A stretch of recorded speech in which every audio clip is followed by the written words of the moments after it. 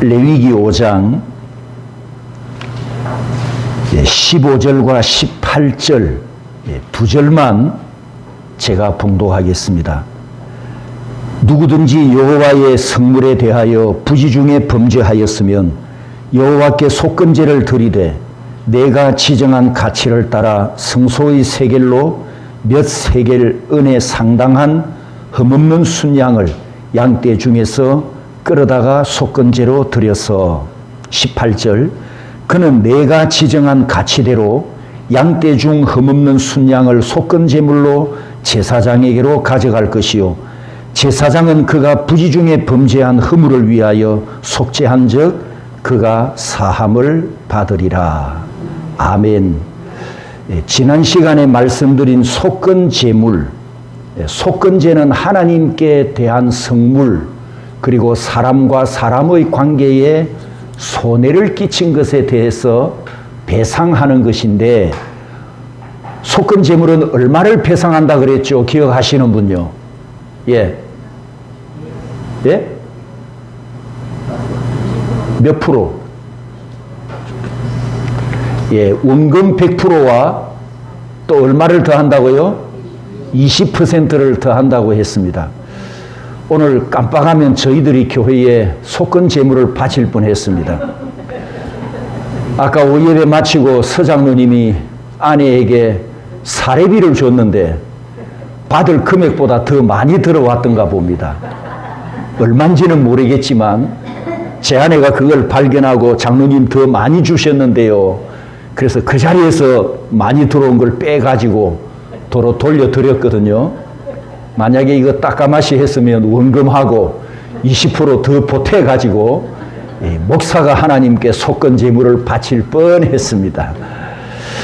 자, 오늘은 이 속건제물 마지막 두 번째 시간인데 한번 따라서 합니다. 생명의 정가. 오늘 본문 15절과 18절에 보면 속건제물은 제사장이 지정한 가치, 즉 속건제물을 바쳐야 될 죄인이 하나님 앞에 갔을 때 제사장이 제물을 얼마의 제물을 바쳐라 이 가격을 정해준다는 것입니다. 그러면 그 가격에 합당한 제물을 헌제자가 가져가서 하나님 앞에 속죄제물로 바쳐야 되는데 여기서 지정한 가치, 제물의 값이 정해져 있었다 이런 뜻입니다. 그래서 생명의 정가, 은 30, 이 주제를 가지고 오늘 속건제 마지막 복음을 통해서 은혜 받기를 원합니다. 출애굽기 21장 32절에 보면 소가 만일 남종이나 여종을 받으면 소 임자가 은 30세겔을 상전에게 줄 것이요 라고 했습니다.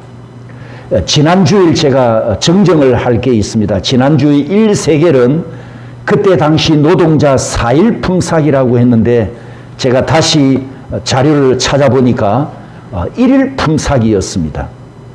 그러면 은 30세겔, 은 30세겔을 지금 현재 1일 노동 15만 원을 계산하면 약 450만 원이 되는데 출애굽기 21장 32절에 은 30세겔 450만 원은 무슨 값입니까? 노예들의 목숨 값이었습니다. 성경에는 이렇게 노예의 목숨 값을 은 30세겔로 정한 것은 그 당시에 노예란 신분이 가장 낮은 사람, 신분이 존재가 가장 하찮은 사람의 가장 낮은 목숨 값이 은 30세겔이었다. 이것을 여러분이 기억하시고 두 번째는 생명의 속전입니다. 출애굽기 30장 11절에서 16절까지 보면 구약시대에 인구조사를 하게 되면 이건 비정기적으로 하는 것입니다만 인구조사를 하면 20살 이상 된 남자는 자기 생명값으로 성소의 세겔로 반 세겔에 해당하는 약 7만 5천 원을 하나님께 바쳐야 되는데 이때 바치는 돈을 생명의 속전 이렇게 불렀습니다. 15절에 보면 부자나 가난한 자나 정해진 생명값은 동일한 반세겔입니다. 차별이 없습니다. 이것은 하나님께서 인간의 생명을 빈부 귀천을 따라 차별하지 않는다는 것을 의미합니다. 갈라디아 3장 26절 28절 말씀에 유대인이나 헬라인이나 종이나 자유인이나 남자나 여자나 모든 사람이 동일하게 믿음으로 말미암아 구원받고 예수님께서 대신 계산하신 생명값은 공평하게 나눠져서 다 동일한 구원을 받는 진리를 가르쳐 줍니다. 이것이 구약 생명의 속전에 담겨 있는 신약의 복음이었습니다. 구약 시대에 생명의 속전으로 시작된 은혜의 복음이 후에 성전 세금으로 변질되면서 매년 유월절 직전이 되면 전 국민에게 성전 세금을 거둬들입니다. 예수님 당시 때에 로마 정부에 돈을 주고 대제사장직을 매직했던 안나스 대제사장이 막강한 권력을 쥐고 환전 수수료와 재물 판매 이익금과 함께 성전 세금을 챙기는 탐욕을 저질렀습니다. 마태복음 21장 12절에 보면 예수님께서 예루살렘 성전에 들어가셨는데 거기에 재물을 판매하는 매대를 보고는 그걸 뒤엎으시면서 기도하는 집을 강도의 소굴로 만들었다 이렇게 책망하시기도 했죠. 그 다음에 세 번째 생각할 말씀은 정해진 생명의 값입니다. 다시 오늘 본문으로 돌아와서 지정한 가치, 히브리어는 에레크인데 헬라어는 티메로 번역을 했습니다. 제가 지금 여러분에게 말씀드리는 것은 속건 재물에 노예의 생명에 이스라엘 백성들의 생명에는 하나님께서 정해놓은 정가가 있었다는 것입니다. 값이 정해진 생명의 정가에 놀라운 복음이 있습니다. 자, 여기서 질문을 하나 드립니다. 그러면 예수님 생명값은 얼마였을까요? 예수님 생명값. 마태복음 26장 14절 15절에 보면 은 30이었습니다. 이해되셨나요? 다시 또 두 번째 질문을 합니다. 예수님을 판 값이 왜 은 30이었을까요? 아까 말씀드렸던 출애굽기 21장 32절과 같은 금액이거든요. 은 30은 구약시대에 신분과 존재와 가치가 가장 낮은 노예 목숨 값이었단 말입니다. 가룟 유다가 예수님을 판 값으로 받은 가치가 은 30이었습니다. 그러면 이때 예수님의 목숨 값은 가치가 높았다 낮았다? 그렇죠. 바로 거기에 핵심이 있습니다. 예수님의 목숨 값은 노예와 같은 가장 하찮은 신분 값에 불과했습니다. 왜냐하면 예수님을 죽이기로 작정했던 유대인의 관점에서는 예수님의 존재가 가장 하찮은 존재였기 때문입니다. 그런데 이것이 어떻게 이루어지느냐 하면 마가복음 10장 45절에 인자가 온 것은 섬기려 하고 자기 목숨을 많은 사람의 대속물로 주려 함이니라 이렇게 말씀하셨던 것처럼 예수님께서 자기 자신을 불신하는 원수들에게 넘겨지는 생명값이 가장 낮았다는 것은 죄인을 섬기기 위해 종으로 오신 낮아지심과 딱 맞아떨어지는 것을 보게 됩니다. 성도 여러분, 나를 구원하러 오신 예수님은 종의 자리로 낮아지셨습니다. 사실 이래서는 안 되는 분이지 않습니까? 우리 예수님이 얼마나 위대하신 분인데, 천지를 지으신 하나님이신데, 요한복음 1장 3절에 보면 이 세상 모든 만물이 예수님의 손에 지음을 받았다고 했는데, 그렇게 위대하신 분이 나 같은 죄인을 구원하려고 세상으로 오셔서 종의 자리에까지 낮아지시도록 멸시와 천대를 받으신 것은 생명 속전, 내 생명값을 대신 계산하기 위함이었습니다. 성도 여러분, 예수님께서 이처럼 팔려가실 때 노예 취급을 받으신 것은 하나님을 몰랐던 내 과거의 신분과 내 과거의 존재가 가장 하찮은 죄의 노예였다는 것을 말씀하십니다. 노예 신분은 인간 조직에서 가장 낮은 계급이었다는 것을 여러분 한 번 더 확인하시기를 바랍니다. 죄의 노예였던 내가 구약대로 한다면 노예의 생명값인 은 30을 속전으로 바쳐야 하는데, 내가 은 30을 하나님께 바쳐서 모든 죄를 사함받고 사망과 영원한 심판에서 구원받을 수 있을까요? 이사야 53장 10절에 보면 내 생명값 은 30을 나를 대신하여 속건 제물로 지불하실 것을 메시아 고난장인 이사야 53장에 예언했었는데, 예수님께서 정가한 자의 가격대로 은 30에 팔리셨으니 속건 제물 예언이 정확하게 성취되었습니다. 예수님께서 내 죄 때문에 속건 제물이 되셔야 하는 것은 내게는 하나님의 것을 배상할 능력이 없고, 내가 지금까지 이 세상에 평생을 살아오면서 이웃에게 끼친 유형, 무형의 손해와 피해를 갚을 능력도 없기 때문입니다.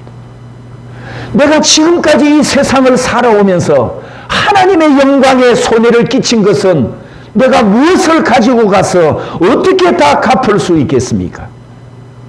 출애굽기 21장과 레위기 24장에 보면 율법에 명시한 손해배상법이 있습니다. 목숨을 잃었으면 목숨을 내놓아라. 눈을 다치게 했으면 눈을 뽑으라. 이를 다치게 했으면 이를 뽑으라. 여러분, 이게 배상법이거든요. 배상법.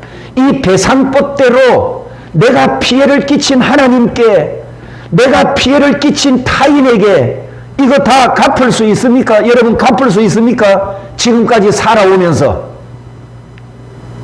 자, 금전적으로 많은 손해를 끼쳤으면 많은 갚으면 되겠죠. 마음의 상처는 어떻게 갚을 건데요? 내가 타인에게 마음의 상처를 줬다. 상처는 상처로 갚아라. 그럼 내가 내 마음을 찢어야 됩니까? 이거 갚을 수가 없는 거잖아요. 마음의 상처를 줬는데 100만 원을 준다고 그 상처를 싸맬 수가 있겠습니까? 우리는 하나님 앞에 갚을 수 없는 죄인이었다는 거죠. 그런 나를 위해서 하나님께서 독생자를 보내주셨고, 예수님께서 대신 속건 제물로 희생하셨기 때문에 내 죄값이 배상되었고 내 생명이 사망에서 속전되었으며 하나님과의 관계도, 나와 너의 관계도 회복되었습니다. 할렐루야. 사랑하는 성도 여러분, 우리가 지금 속건 제물에 대한 복음을 들으면서 다시 한번 말씀드립니다. 이것을 잊어버리지 마십시오. 내가 예수 그리스도 밖에 있었을 때에는 가치없는 존재였습니다. 죄의 노예였던 나를 구원하셔서 하나님의 자녀라는 지위로 회복시켜 주시려고 자신의 생명을 속전으로 지불하셨습니다. 그렇기 때문에 예수 믿는 성도들은 세상에서 자기 자랑할 것이 아무것도 없습니다. 목에 힘줄 것이 아무것도 없습니다. 예수님만 자랑하고 예수님만 증거할 것뿐입니다. 두 번째, 마태복음 27장으로 다시 돌아가서 은 30의 소유권을 보겠는데, 여러분, 이 은 30, 예수님을 팔았던 은 30 돈이 돌고 돌아서 어떻게 이 돈이 흘러가는가를, 돈의 흐름을 잘 보십시오. 여기에 놀라운 복음이 있습니다. 자, 이 은 30은 맨 처음에는 대제사장의 금고에 있었던 성전 세겔이었습니다. 그 다음에 예수님의 목숨값이 되었다가 아들을 잃는 아버지 요셉이 받아야 할 돈을 가룟 유다가 가로채지요. 예수님께서 공의에서 유죄 판결을 받으시자 배신자 가룟 유다가 그제서야 예수님을 판 것을 후회합니다. 그 은 30을 들고 성전으로 가서 대제사장에게 반환합니다. 이 이 행동으로 유다는 자신의 죄가 하나님께 면책되기를 바랐겠죠. 그리고 나가서 스스로 목을 메고 극단적 선택을 해버립니다. 유다가 성전에 던진 은 30이 본래 있던 제자리 성전으로 돌아왔단 말입니다. 그런데 대제사장이 이 돈은 핏값으로 더럽혀진 돈이라 이 거룩한 성전에 둘 수 없다면서 토기장이의 밭을 사서 이방인의 묘지로 만들고 가룟 유다를 거기에 매장시켜 버립니다. 자, 이렇게 돈이 돌고 돌아서 최종 소유권, 은 30의 최종 소유권은 누가 가져갔습니까? 누가 가져갔죠? 토기장이 밭 주인, 피밭이라고 하는 그 밭 주인이 은 30의 최종 소유권을 갖게 됐습니다. 자, 여기 마태복음 27장 5절에서 10절까지 짧은 6절 안에 대제사장, 성소, 은 30, 핏값, 개같이 더러운 이방인의 묘지, 그 다음에 정가, 토기장이, 이 단어에, 이 모든 단어에 피가 철철 흐르는 복음이 풍성하게 들어있습니다. 대제사장이 지불한 은 30은 정가, 정해진 값이었고 성소의 세겔이었으니 레위기 5장 15절의 속건 제물 약속을 정확하게 성취하였습니다. 마태는 27장 9절에서 이 사건이 530년 전, 본문에는 예레미야로 되어 있지만 실은 스가랴입니다. 스가랴 선지자 예언이 이루어진 것이라고 9절에 해석을 해 놓았습니다. 스가랴 11장 12절과 13절을 보면 스가랴가 이 은 30에 대한, 그리고 토기장이 밭에 대한 예언을 530년 전에 이미 했단 말입니다. 이 스가랴 11장 배경을 잠시 말씀드리면, 여러분 성경에 보면 하나님과 이스라엘의 관계를 목자와 양의 비유로 자주 말씀하시죠. 스가랴서에서 목자의 사랑과 보호를 받던 이스라엘은 목자의 말을 잘 듣는 온순한 양이 아니라 말을 잘 안 듣고 불순종하고 목자의 사랑도 멸시하는 아주 악하고 나쁜 양으로 묘사되었습니다.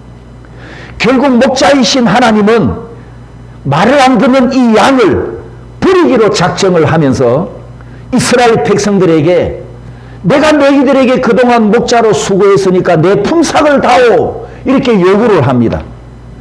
하나님께서 요구하신 목자의 품삯을 이스라엘 백성들이 은 30을 달랑 던져줍니다. 아니, 하나님의 사랑과 하나님의 은혜가 꼴랑 은 30, 누구 값이라고요 이게? 누구 목숨값? 가장 하찮은, 가장 신분이 낮은 누구? 너의 목숨값이었단 말이죠. 하나님의 은혜와 하나님의 사랑이 이 너의 목숨값밖에 안 되는, 그래서 이 스가랴 시대 이스라엘 백성들이 하나님을 그렇게 멸시하고 조롱하고 하나님의 은혜를 깎아내리는 배은망덕의 죄를 지었다는 뜻입니다. 목자의 품삯으로 은 30을 받은 하나님께서 스가랴 선지자에게 명령을 내립니다. 스가랴야, 이 돈을 가지고 가서 저 토기장이에게 던져줘 버려라. 이 가치 없는 돈을 토기장이에게나 던져줘라.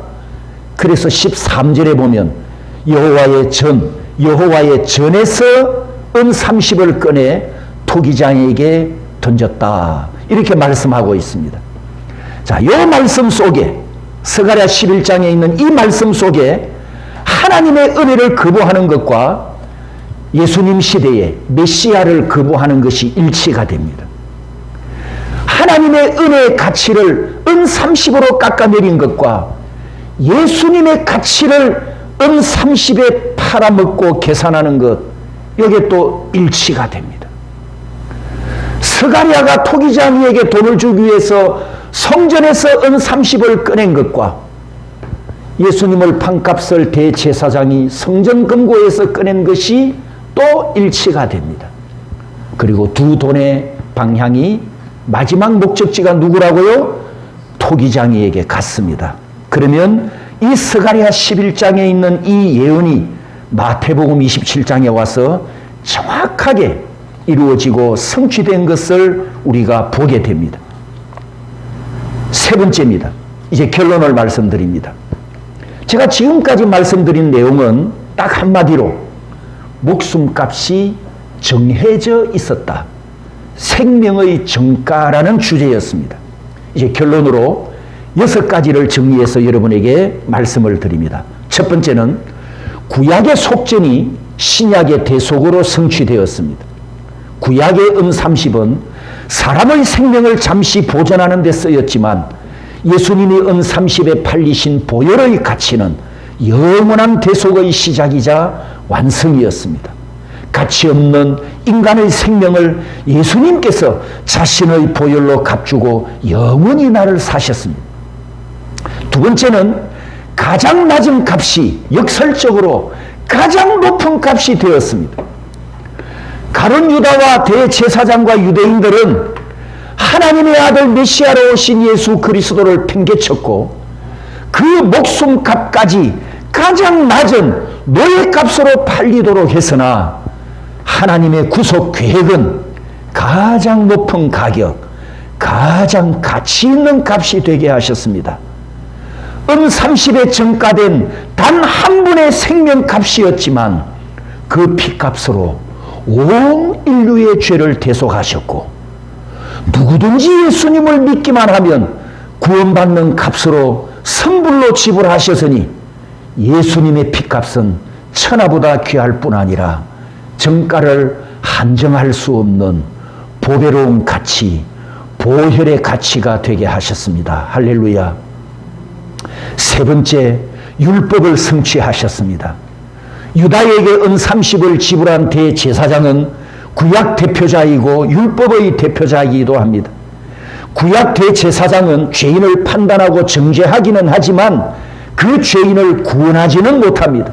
그러나 신약의 영원한 대제사장으로 오신 예수 그리스도는 스스로 속건 제물이 되셔서 내 죄값을 대속해 주셨고 내 죄를 다 씻어 주셨고 영원히 용서받을 길을 열어주셨으니 구약의 모든 율법을 성취하신 영원한 대제사장이 되셨습니다.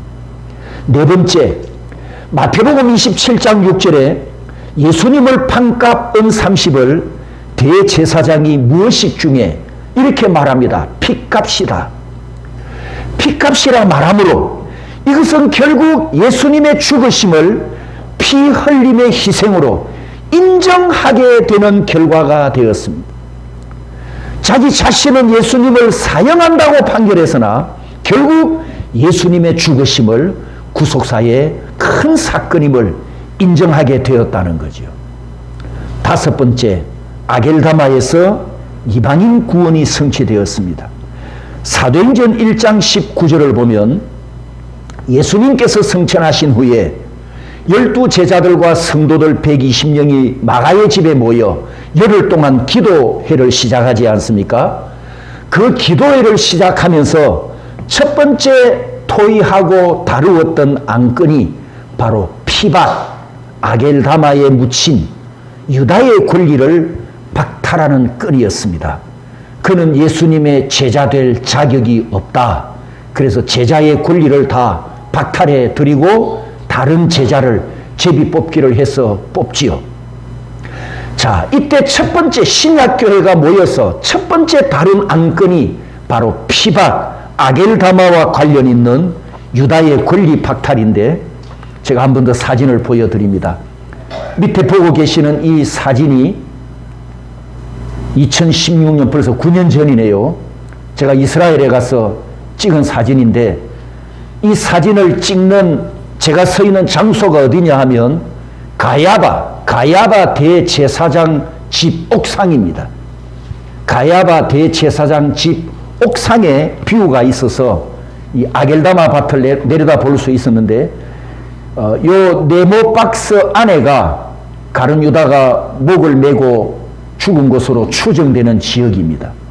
그 모습 그대로 있고 그 주변에 담이 있고 안쪽에 건물이 몇 채 있는데 이건 그리스 정교회 소속인 지금 수도원으로 수도사들이 모여 있는 곳입니다. 다음 사진을 보겠습니다. 첫 번째 봤던 사진 여기입니다. 이 장소인데 좀 확대해서 보면 이 주변이 아주 여기가 이제 흰놈의 골짜기인데 이 주변이 지금도 개발이 안 되고 아주 엄습한, 딱 봐도 엄습한 그런 분위기가 느껴지는 곳입니다. 그리고 여기 돌 기둥이 보입니까? 돌 기둥이 있고 밑에 이제 구덩이가 있는데 여기에 사람들이 꼭 와서 자살을 많이 했고 그 이유는 이 땅, 이 주변이 다 공동묘지이기 때문입니다. 공동묘지. 저는 이 수도원을 왜 하필이면 유다가 목매 단 곳에 세웠을까? 그게 참 의아했습니다. 의아했는데 여기가 공동묘지였다는 증거는 이 수도원 사진, 이 사진은 인터넷에서 가져왔는데 이 수도원 안에 땅속에 내려가면 이런 지하 공동묘지가 수십 개 있고 뼈들도 아직 유골 뼈들이 남아서 이렇게 널브러져 있는 것을 볼 수 있다고 합니다. 그런데 이 사진은 요 가야바 제사장 옥상뷰, 아마 요 회색 요 부분이 아마 이 사진이지 싶은데 요 뷰에 가보면 요 전체에 대한 길이가 긴 사진에 어디 무엇이다 이렇게 설명을 해놓은 사진이 붙어 있는데 그 사진을 제가 지금 찍은 건데 여기 쭉 아겔다마라고 영어로 써져 있고 화살표가 쭉 내려오면 바로 이 지점, 여기가 요 노란색 네모 안에 이 지점입니다. 그리고 요거는 지금 이스라엘 관광청에서 이 지역을 안내하는 안내도지요. 안내도. 그 이스라엘 관광청에서 여기가 유다가 자살한 아겔다마였다. 이렇게 지금 표시를 하고 있는 사진이라는 것입니다. 마태복음 27장 7절에 보면 의논한 후 이것으로 토기장이의 밭을 사서 나그네의 묘지를 삼았으니, 마태복음에 가룟 유다가 묻힌 묘지 이름을 대제사장이 제사장들과 의논을 하고 내린 결론에 나그네의 묘지라고 하는 이름을 붙였단 말입니다. 이 나그네가 우리말로 번역하면 이방인입니다. 이방인의 묘지. 자, 은 30은 본래 가룟 유다의 목숨값이 아니고 예수님을 판 피값이었습니다. 아겔다마에는 유다 지파에 속한 가룟 유다도 묻혔고 이방인들도 묻히게 됩니다. 여러분, 예수님의 피값이 이방인을 품는 장소를 만드는 데 사용됐다는 것은 복음이 유대인을 넘어 이방인에게까지 확장될 구속사의 예표를 나타냅니다. 마지막 6번째, 토기장이의 주권입니다. 아까 마태복음 27장 7절을 읽었는데 신구약 성경에서 토기장이는 항상 주권을 가지신 하나님을 비유하는 데 쓰여집니다. 이사야 45장 9절에도 로마서 9장 21절에도 토기장이는 주권을 가지신, 만들기도 하고 깨어서 부수기도 하는 주권을 가지신 하나님을 비유하는 데 쓰여졌습니다. 사단은 메시아를 죽이는 데 성공했고 유대인은 율법으로 메시아를 정죄하고 사형을 집행하는 데 성공했으나 하나님은 이 사건을 선으로 바꾸셔서 인류 역사의 최초로 단 한 번이자 마지막인 영원한 구원의 대역사를 마치셨습니다. 하나님의 구원 역사에는 악인들도 나쁜 역할을 맡는 도구로 쓰여지는 하나님의 주권을 보면서 하나님의 권력에 저항할 수 없고 하나님의 은혜를 막을 자가 없음을 알게 합니다. 이로써 2시간에 나눠드린 말씀, 이 속건제에서 고린도전서 1장 18절 이 말씀을 제가 결론되는 구절로 선택했습니다. 다 같이 우리 함께 감사하는 마음으로 읽습니다. 십자가의 도가 멸망하는 자들에게는 미련한 것이요 구원을 받는 우리에게는 하나님의 능력이라. 가룟 유다와 유대인들과 대제사장은 십자가 때문에 멸망당하였으나 저와 여러분들은 이 십자가 때문에 구원받았습니다. 할렐루야. 그러니 이 구속함을 받은 은혜를 우리가 어찌 찬양하지 않을 수가 있습니까? 조금 있다가 부를 찬송가 305장 날 위하여 십자가의 이 찬양 가사에 보배로운 피를 흘려 영영 죽을 죄에서 구속함을 받은 우리 어찌 찬양 안 할까? 제가 앞에 검은색 글씨를 읽으면 여러분이 파란색 글씨를 읽으십시오. 천국 음악 소리 같은 은혜로운